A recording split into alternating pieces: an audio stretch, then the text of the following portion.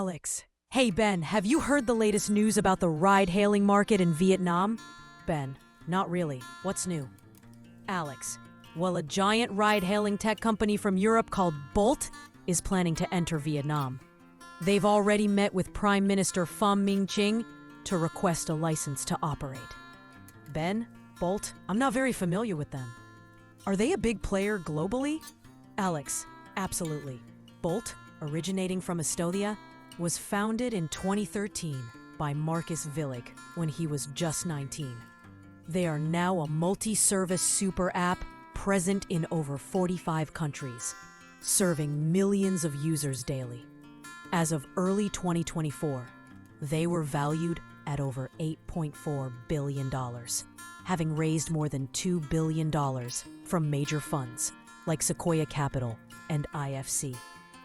Ben, wow, that's quite impressive. So they're looking to compete with Grab, Zun SM, and B here in Vietnam? Alex, exactly.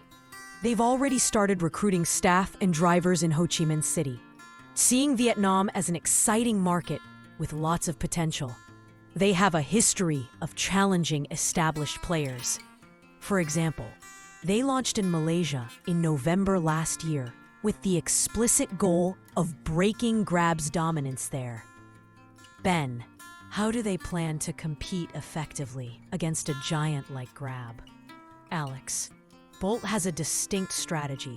From the beginning, they chose to implement lower platform fees than Uber, taking about 15 to 20% commission per trip compared to Uber's approximately 25%.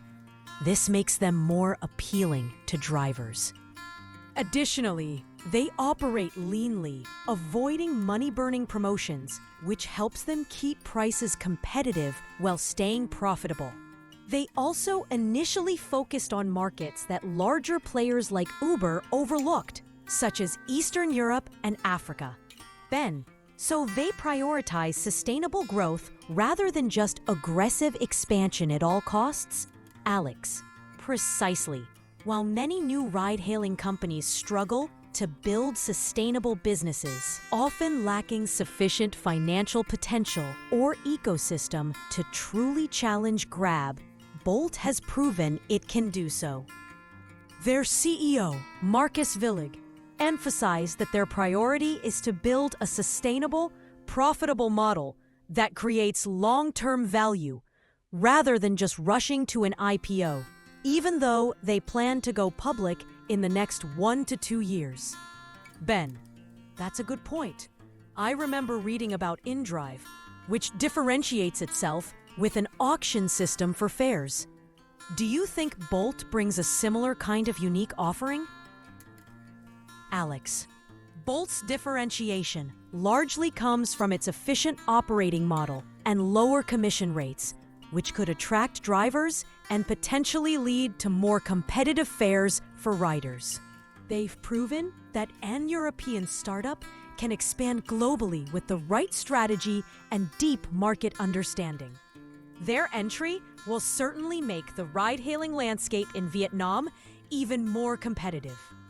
Ben, it sounds like they're not just aiming to be Europe's Uber, but rather a leader for the future of global urban mobility. It will be interesting to see how they fare against Grab here.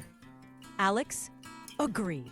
It's going to be an exciting development for consumers and drivers alike.